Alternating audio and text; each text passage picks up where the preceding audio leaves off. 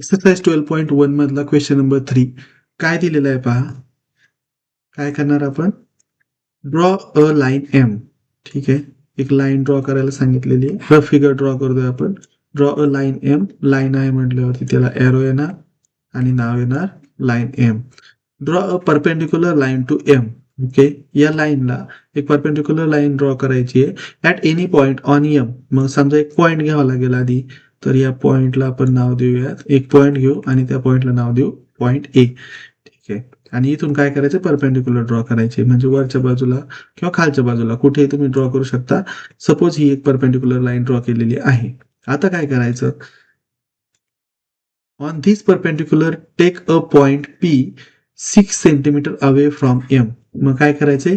इथून 6 सेंटीमीटर वरती एक पॉइंट ड्रॉ करायचा, पॉइंट घ्यायचा आहे. त्या पॉइंटला नाव काय द्यायचं? Point P.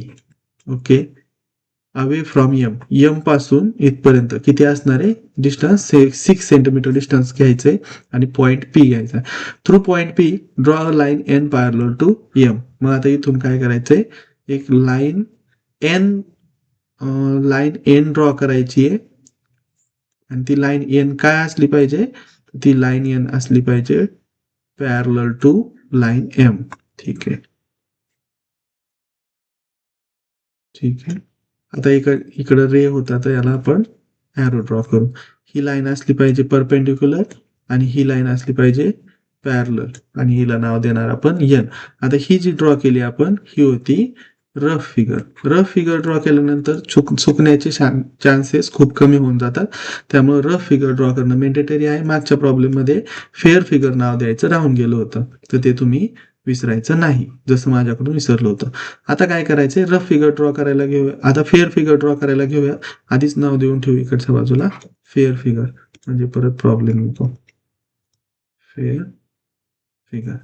ओके, आता काय करूयात? स्केल घेऊन ठेवू. स्केल आणि कंपास दोन्हीची गरज पडेल. कंपास थोड्या वेळासाठी बाजूला ठेवू. ओके, काय सांगितलंय आता? एक लाईन एम ड्रॉ करायचंय. तर आता लाईन एम ड्रॉ करून घेऊ आधी. या ठिकाणी एक लाईन ड्रॉ केलेली आहे, त्या लाईनला नाव द्यायचं लाईन एम. ओके, ही लाईन एम. या लाईन एम वरती एक पॉइंट घ्यायचा आहे. पॉइंट घेऊया तिथं, त्याला नाव देऊ ए. आता इथं परपेंडिक्युलर ड्रॉ करायचा आहे. कसा ड्रॉ करणार परपेंडिक्युलर?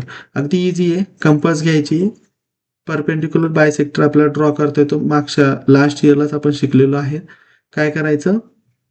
या पॉइंटवरती, या पॉइंट पासून दोन्ही बाजूला आर्क ड्रॉ करायचे. ठीक आहे, एका स्पेसिफिक डिस्टन्स वरती आर्क ड्रॉ करायचे.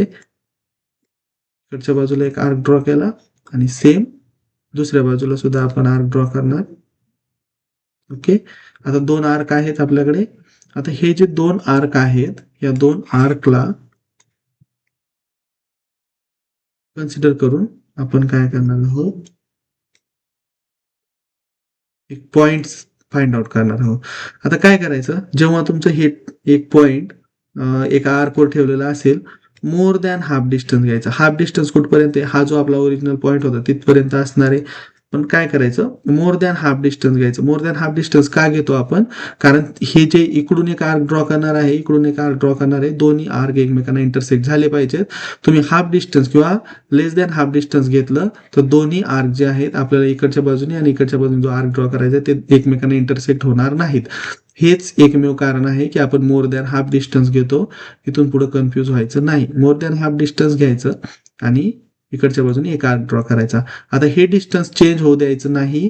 ॲज इट इज दुसऱ्या बाजूला कंपास ठेवायची आहे आणि एक आर्क ड्रॉ करून घ्यायचा आहे. ठीक आहे, आता हा एक आर्क ड्रॉ झालेला आहे आणि आता इथपासून इथपर्यंत हा एक पॉइंट मिळालेला आहे. या पॉइंट मधून पास होणारी एक लाईन ड्रॉ करायची. ठीक आहे,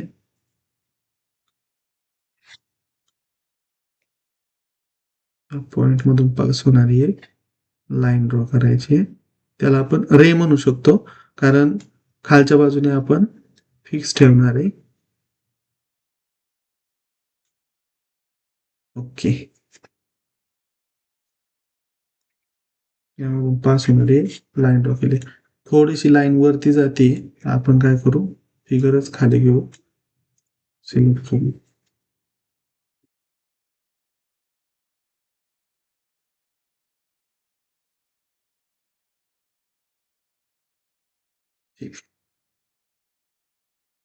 आता रे आहे, तर हा रे ऍक्च्युली थोडासा एक्सटेंड करायला पाहिजे होता.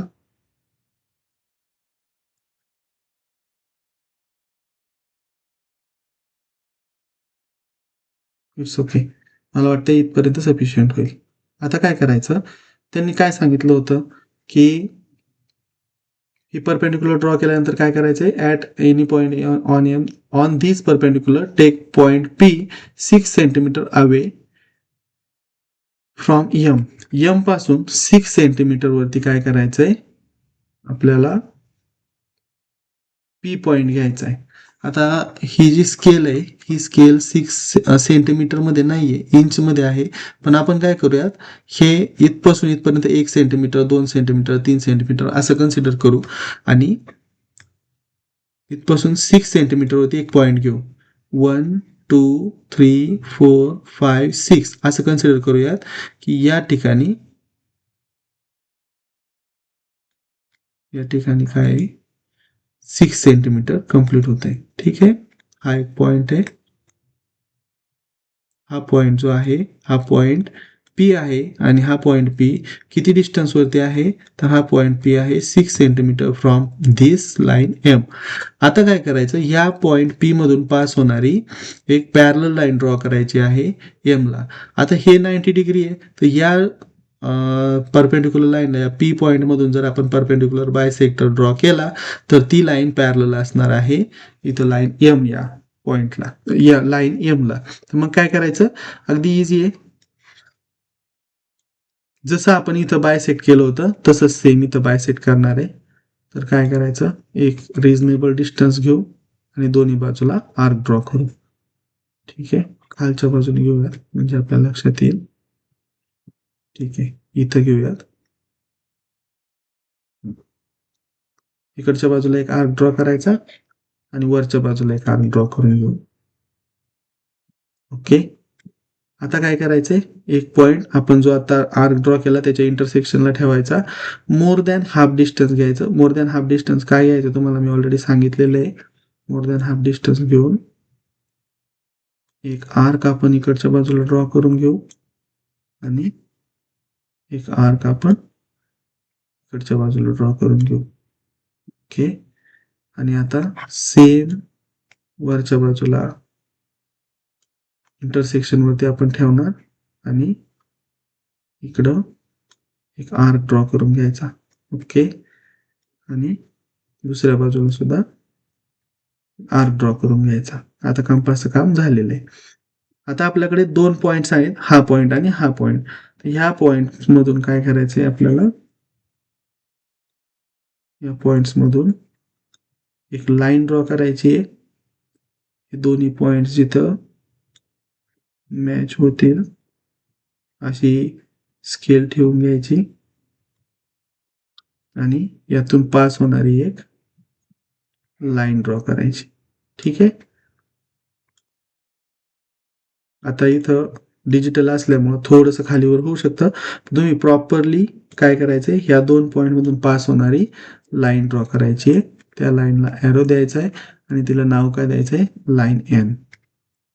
ओके, हा जो रे होता याला सुद्धा आपण एरो देऊन घेऊया आणि ही झाली तुमची फेअर फिगर.